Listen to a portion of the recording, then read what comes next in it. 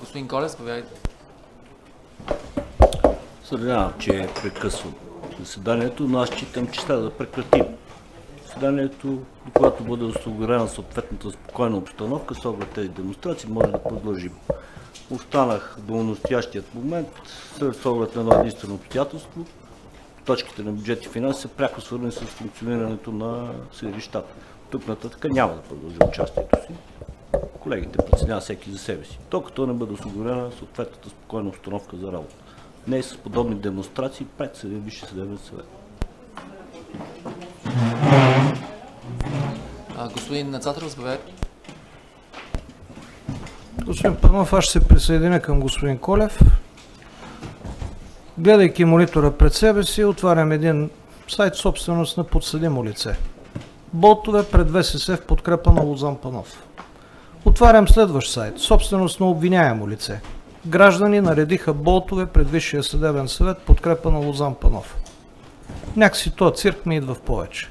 И понеже ми идва в повече, а това, което трябваше да направим за съдебната власт, го изгласувахме, ви желая приятна работа. Госпожо Найденова. Уважаеми колеги, не напускайте залата, защото заседанието още не е закрито. Не за първи път заседаваме в условия на протести пред нашата сграда. Спомнете си много добре. Включително имаше един гражданин, който направи опит да се самозапали. Ние заседавахме, дори бяхме укорени от главния прокурор тогава, че заседаваме. Имаше и протести, имаше и агнешки главички, имаше и некролози. Спомнете си всички тези неща. Никой не постави въпроса, че условията на работа в сградата на Висшия съдебен съвет се нарушават. Тук имаше протести от съдии и служители от Софийски районен съд, колегията заседаваше, никой не се смути. Не виждам поредната проява на несъгласие с наши действия или евентуални действия да са били причина да се прекъсва заседанието, но явно фактическото положение е по-силно от каквито и да е правни и житейски аргументи. Виждам, че загубихме кворум, въпреки участието на госпожа Кузманова, която въпреки травмата дойде днес на заседанието да уважи всички нас.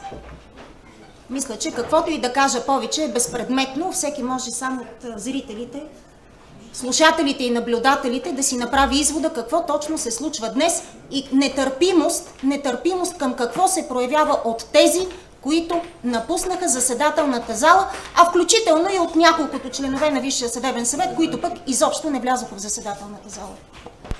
Благодаря ви. Поради липса на кворум. Накратко само, господин Къпъкчев. Няма да стане. Ясно е, че заседание в момента не може да има. Само да закрием мониторите, тъй като няма кворум.